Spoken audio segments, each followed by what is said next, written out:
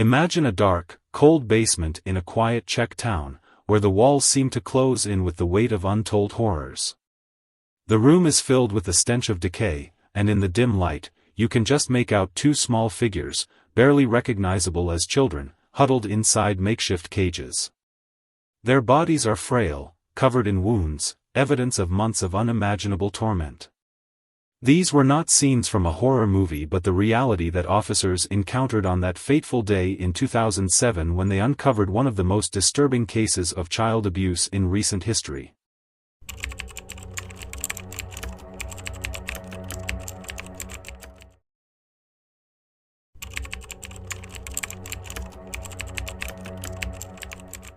Klara Mauerova was the couple's firstborn, who later welcomed another daughter named Katerina Mauerova in 1975. The Mauerova family lived in Kurim, a quaint Czech Republic village roughly 120 miles from Prague, the capital. The town's residents enjoyed a picturesque natural setting, yet progress was evident with the availability of quality services, education, commerce, and other activities. Details about the Mauerova sisters' childhood are scarce, but it is known that Klara, a beautiful girl with fair hair and blue eyes, began showing signs of schizophrenia at a young age. This severe mental disorder causes those affected to lose touch with reality, impacting their thoughts, feelings, and behavior. They might experience hallucinations, delusions, and other disorders that alter their actions. No records indicate that Klara's condition was ever diagnosed by a specialist, but many stories suggest that her mind was filled with religious fantasies. Soon, Katerina began sharing these delusions. As is common among siblings, the younger often tries to emulate the elder. Unfortunately, this imitation extended beyond mere speech or dress, as Katerina also seemed to adopt Klara's schizophrenic tendencies. The two created a feedback loop that only reinforced Klara's beliefs. They fantasized together about the great things they would accomplish, guided by divine will. Despite their delusions, the sisters managed to function well in society. They completed their basic education without significant issues, and Klara, after finishing high school, enrolled in university to study pedagogy. Her life seemed well on track, and she even found love with a man slightly older than her. At 25, their age difference didn't bother them, and soon Klara was pregnant. He was a loving and supportive partner, married Klara, and supported her in every way he could. Their first child, Jakub, brought joy to both parents. Nearly 2 years later, Klara was pregnant again and gave birth to their second child, Andrei. Unfortunately, the relationship began to deteriorate a few years later. It seems that Klara's erratic behavior, mood swings, and even aggression pushed the man to his limit, leading him to leave the family, abandoning Klara with their 2 young children. Despite this setback, Klara remained committed to her children, supporting them in their studies and extracurricular activities like summer camps, school events, and vacations. However, while she fulfilled her role as a mother, the loneliness and resentment took a toll on her, plunging her into a deep depression. Recognizing her state, Klara invited Katerina to move in with her and the children, hoping her younger sister's presence and support would help her through the difficult emotional period. At this point, a new figure entered Klara and Katerina's lives, forever altering the family's fate, a girl named Annika, who claimed to be 12 years old. Some reports suggest Klara met the girl at university, where Annika confided that she had run away from a youth care center due to mistreatment and had nowhere to go. Other sources claim Katerina, who was working at a local youth institution, found Annika, who said she had escaped from a child trafficking ring. There are several other versions of Annika's backstory, but they all lead to the same conclusion: Annika came into Klara and Katerina's home and brought turmoil with her. These two delusionally devout women opened their doors to a girl who seemed heaven-sent but harbored an almost unbelievable secret. Annika was not a young girl but a 32-year-old woman named Barbara Skrylova. Barbara had a condition that made her appear much younger than she was.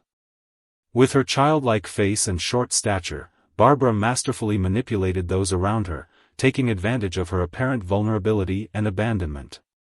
This allowed her to find refuge in several homes where people were moved by her seemingly tragic circumstances. Despite this, only one account was found of a family who had adopted Barbara, believing her to be a helpless young girl. However, it didn't take long before she was returned to the state's child welfare system. The reasons for her return were her violent behavior and unpredictable personality. Some reports even suggest that the family discovered the truth about her actual age. It later became known that Barbara spent a significant portion of her life undergoing psychiatric treatments and was even committed to mental health institutions, from which she always managed to escape. This entire backstory, of course, was unknown to the Maurova sisters, who quickly grew attached to the supposed helpless child. They took her into their home, and before long, they decided to adopt her, a decision that led directly to disaster. At first, everything seemed to go smoothly with the addition of the so-called child to the family. But soon enough, Barbara began to feel jealous of the affectionate attention Clara's biological children received. She started causing trouble, engaging in mischievous acts, and creating disturbances for which she then blamed the 10- and 8-year-old boys. The boys, in turn, began to be reprimanded without any real reason. Undoubtedly, these tense situations contributed to the worsening of the Maurova sisters' mental instability. It appears that Barbara's cunning manipulation allowed her to gain power over the women and start exerting control. Around this time, the newly arrived Barbara began talking about the religion she practiced, known as the Grail movement.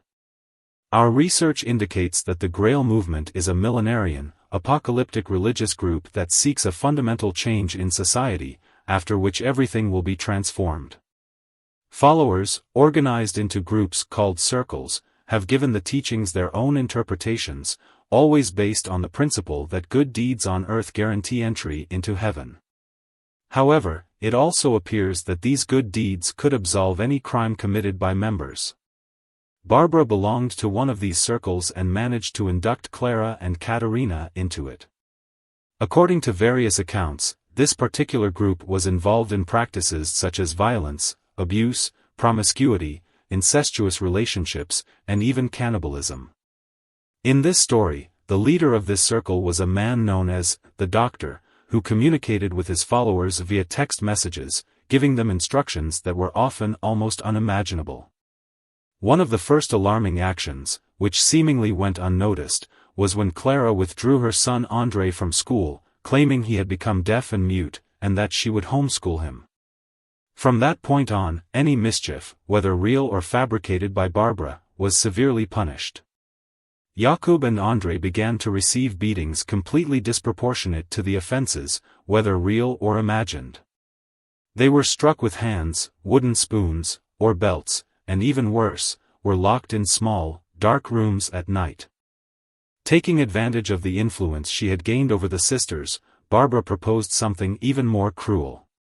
To correct the children, whom she claimed had become incorrigible, and to prevent further misbehavior, they had to be permanently confined. A local blacksmith was called to build a cage, unaware of its intended purpose. Once delivered, the iron prison was placed in the basement of the house, and the nearly naked children were confined within it. Over the following months, Clara's sons endured a living nightmare. Following the instructions sent by the Doctor through text messages, the boys were subjected to unimaginable torment.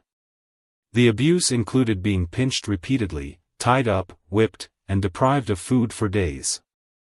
As they could not leave the cage, they were forced to relieve themselves inside and sleep on the filth. Once a week, under the pretense of cleaning the foul-smelling area, the three women would throw buckets of cold water over the children and the entire basement. But that wasn't the end of their suffering. At one point, the boys were taken to cabins hidden in a nearby forest and locked in small cages. During this time, other members of the Grail movement gathered and subjected the children to a week of horrific abuse. Their heads were repeatedly submerged in buckets of water, or they were suffocated with plastic bags until they nearly lost consciousness. They were beaten, forced to fight each other, and made to dig what they believed were their own graves. Cigarettes were burned into their skin. They were often kept bound hand and foot, their mouths sealed with adhesive tape, and they were even sexually abused. When they returned to their prison in the basement of the family home, the situation, incredibly, became even worse. Barbara devised a plan to start feeding the boys abundantly while they remained in the cage, intending to fatten them up. One day, the three women descended into the basement. Clara asked her younger son to extend a leg out through the bars of the cage. The terrified child obeyed, and immediately his leg was grabbed by Katerina and Barbara, while Clara made a quick cut with a sharp tool. The flesh was shared among them as they laughed hysterically. This nightmare, worthy of a horror movie, continued for about 6 months, from December 2006 to mid-2007.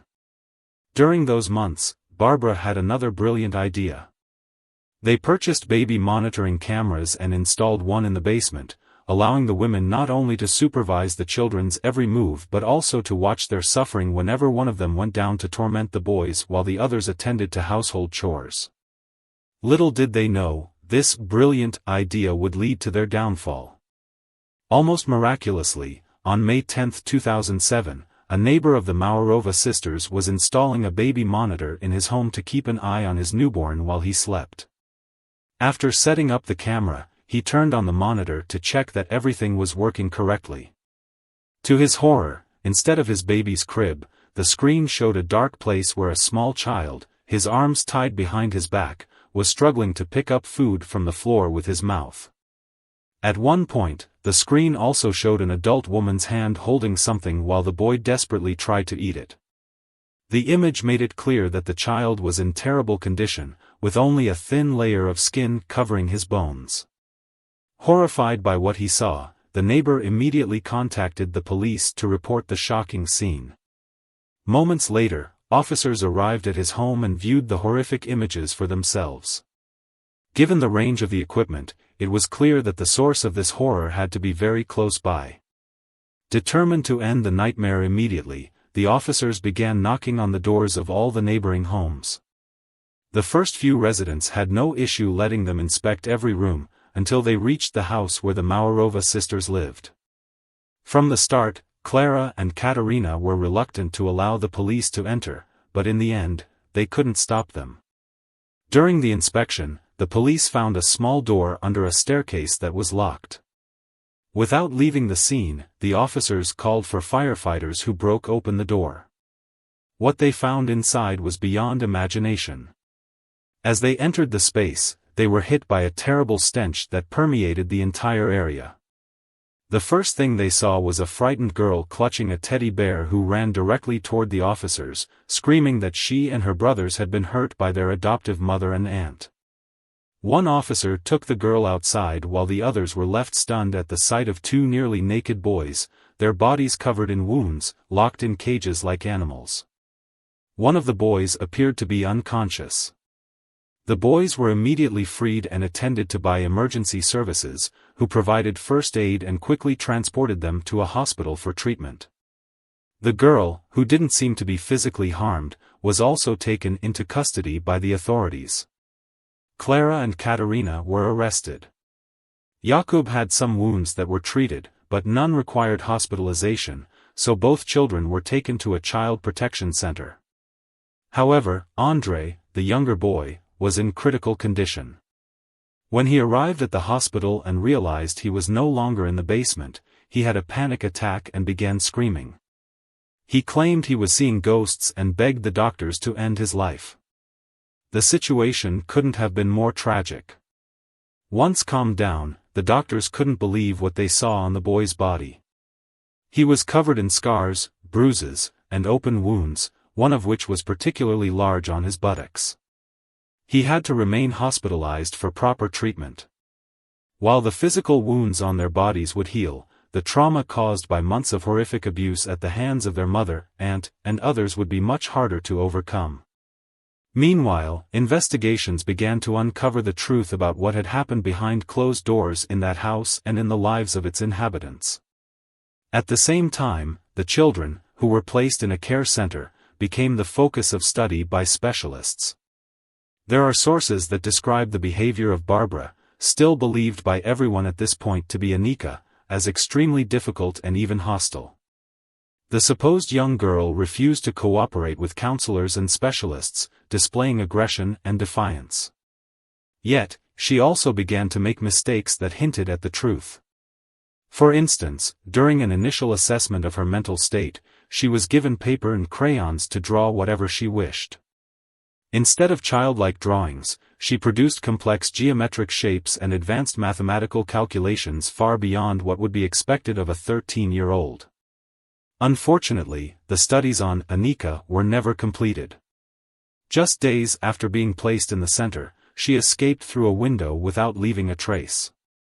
Security forces immediately began searching for the girl, distributing flyers with her photo and details.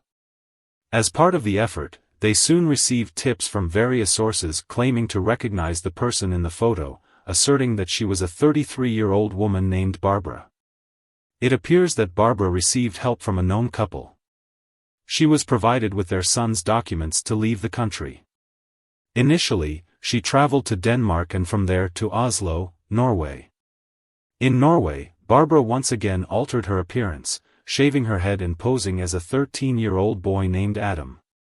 She approached authorities, claiming she was fleeing from an abusive father. Multiple sources recount that Adam was taken in by a family and enrolled in a school, where he was soon regarded as a gifted student.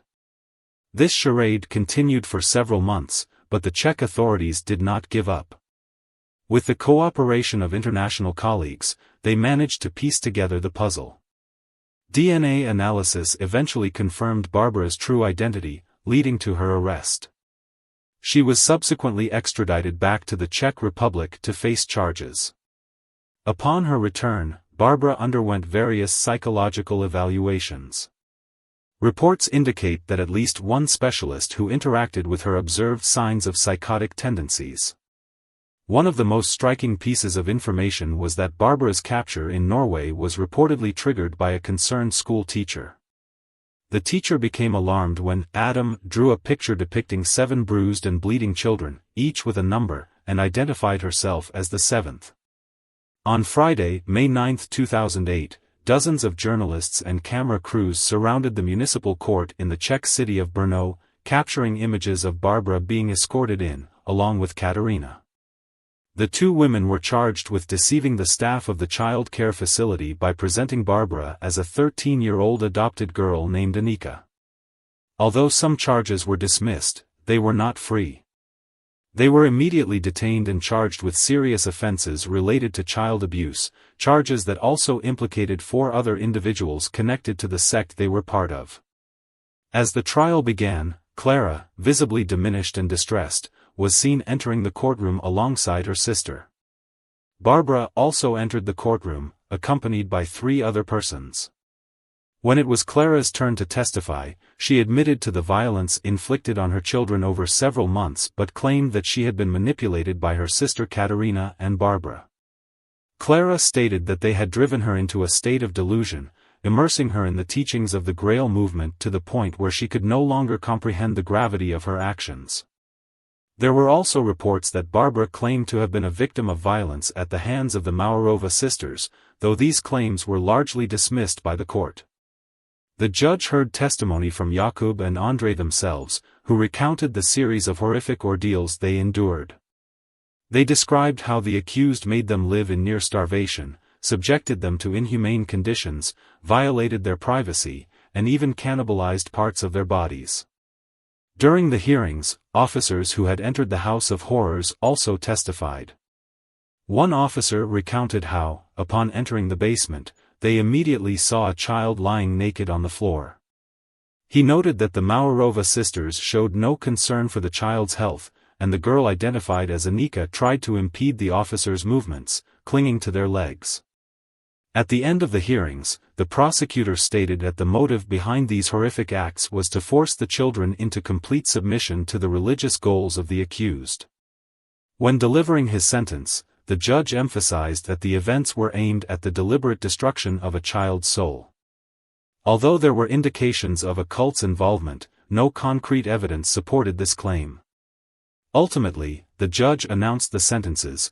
Klara Maurova, the mother of the boys, received 9 years in a maximum security prison, and her sister Katerina received 10 years. 3 other individuals were found guilty of abuse and sentenced to 7 years in prison. Barbara, then 34 years old, was found guilty of repeated abuse and extreme cruelty, receiving a mere 5-year prison sentence. The existence of the so-called doctor, who was purportedly directing the group's actions, could never be confirmed. Some people were struck by what seemed to be shockingly lenient sentences for the monstrous actions carried out by those responsible for committing the worst forms of violence against 2 innocent children. Moreover, reports indicated that Barbara was released on parole after serving only half of her sentence. In other words, she returned to the streets after spending just over 2.5 years in prison. Her lawyer argued that her mental health had significantly deteriorated, which contributed to her early release. Jakub and Andrei, with the help of specialized care, have managed to overcome the deep trauma caused by the horrific acts they endured and have continued with their lives. However, it is certain that those events will never be erased from their minds. If you enjoy the video, then make sure to like, share and subscribe to the channel. Don't miss out. Subscribe now for more thrilling investigations.